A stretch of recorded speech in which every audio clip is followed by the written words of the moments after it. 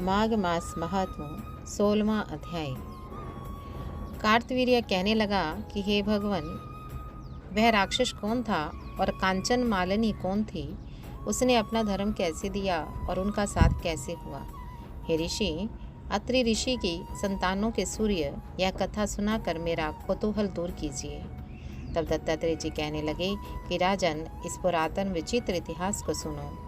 कांचन मालिनी नाम की एक सुंदर अप्सरा थी जो माघ मास में प्रयाग में स्नान करके कैलाश पर जा रही थी। तब उसको मार्ग में जाते हुए हिमालय के कुंज से एक घोर राक्षस ने देखा। उस सोने जैसी तेज वाली, सुंदर कटी वाली, बड़ी बड़ी नेत्रों वाली, चंद्रमुखी, सुंदर केश और पेन पेयों पर घर वाली सुंदर अप्सरा को देखकर उस राक्षस ने कहा कि हे सुंदरी कमलनयनी, तुम कौन हो और कहाँ से आ रही हो? तुम्हारे वस्त्र और वेणी भीगी हुई क्यों है? तुम आकाश मार्ग से कहाँ जाती हो और किस पुण्य के प्रताप से तुम्हारा शरीर ऐसा तेजस्वी और रूप ऐसा मनोहर है? तुम्हारे गीले वस्त्र से मेरे मस्तक पर गिरे हुए एक बूंद जल से मेरे क्रूर मन को एकदम शांति प्राप्त हो गई। इसका क्या कारण है? इस जल की क्या महिमा है? तुम बड़ी शीलवती प्रतीत होती हो, इसका कारण मुझसे कहिए। अप्सरा ने कहा कि हे राक्षस, सुनो, मैं काम रूपनी अप्सरा हूँ। मैं प्रयाग में संगम से स्नान करके आ रही हूँ, इसी से मेरे वस्त्र भीगे हैं। अब कैलाश पर जा रही हूँ, जहाँ पर श्री शिव निवास करते हैं। त्रिवेणी के जल से मेरी सब क्रूरता दूर हो गई, जिसके पुण्य के प्रभाव से मैं इतनी सुंदर और पार्वती जी की प्रिय सखी हुई। सो आश्चर्य देने वाला उदाहरण मुझसे ब्रह्मा जी ने कहा था, सो सुनो। मैं कलिंग देश के राजा की वैश्या थी, रूप लावण्य और सुंदरता में अपूर्व थी। मेरी सुंदरता पर सारा नगर मोहित था और मैंने अनेकों प्रकार के भोग भोगे। अनेक प्रकार के वस्त्र और आभूषणों की घर में कोई कमी नहीं थी। कई कामी पुरुष आपस में स्पर्धा से ही मृत्यु को प्राप्त हो गए। इस तरह उस नगर में बड़ी सुंदरता से यौवन व्यतीत हुआ और मैं वृद्धा अवस्था को प्राप्त हो गई। तब मेरे मन में विचार उत्पन्न हुआ कि मैंने अपनी सारी आयु पापों से ही व्यतीत कर दी। धर्म का कोई कार्य, दान तप यज्ञ आदि नहीं किया, शिव या दुर्गा जी की आराधना नहीं की, ना कभी भगवान विष्णु का पूजन किया। इस प्रकार अशांत चित्त से मैंने एक ब्राह्मण की शरण ले ली, जो वेदों का ज्ञाता और ब्रह्मनिष्ठ था। मैंने उनसे पूछा कि मेरा निस्तार किस प्रकार से हो सकता है।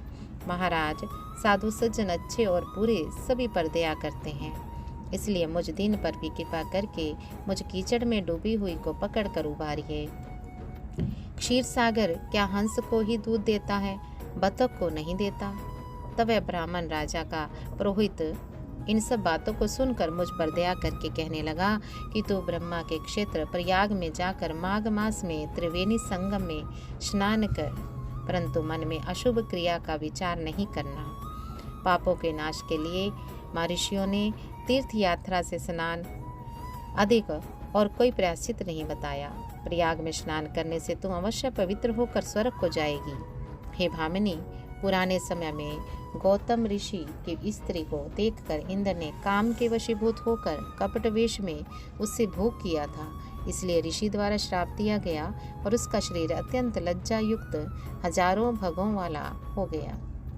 तब इंद्र नीचा मुँह करके अपने पाप कर्म की बुराई करने लगा और मेरु पर्वत के शिखर पर स्वच्छ जल वाले सरोवर पर एक स्वर्ण कमल से भरे हुए कोटर में घुस गया और अपने पाप को धिक्कारता हुआ कामदेव की बुराई करने लगा कि यह सब पापों का मूल है। इसके ही वशीभूत होकर मनुष्य नरक में जाते हैं और अपनी धर्म, कीर्ति, यश और धैर्य का नाश करते हैं। इंद्र ऐसा सोच रहा था, सो इंद्र के बिना सारा देवलोक शोभाहीन हो गया।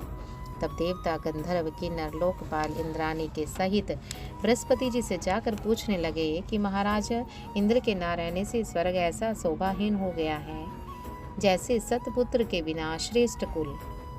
इसलिए स्वर्ग की शोभा के लिए कोई क्रिया सोचिए, इस विषय में देर नहीं करनी चाहिए। तब बृहस्पति जी कहने लगे कि इंद्र ने बिना सोचे विचारे जो कर्म किया है उसका फल भोग रहा है, सो वह कहाँ है, मैं यह सब जानता हूँ। फिर गुरु जी ने सबको साथ लेकर स्वर्ण कमलों से युक्त बड़े सरोवर में इंद्र को देखा, जिसका मुख मलिन और आंखें बंद थी, तब इंद्र ने बृहस्पति जी के चरणों का पकड़कर कहा कि इस पाप से उद्धार करके आप मेरी रक्षा कीजिए। तब बृहस्पति जी ने इंद्र से कहा कि प्रयाग में स्नान करने से ही तुम पाप मुक्त हो जाओगे।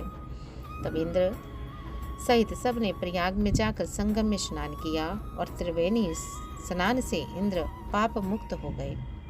तब बृहस्पति जी ने इंद्र को वरदान दिया कि तुम्हारे शरीर में जितने भग हैं सब नेत्र हो जाएं। तब इंद्र ब्राह्मण के वर से 1000 नेत्रों से ऐसा सुशोभित हुआ जैसे मान सरोवर में कमल शोभायमान होता है। विष्णु भगवान की जय, सत्यनारायण भगवान की जय।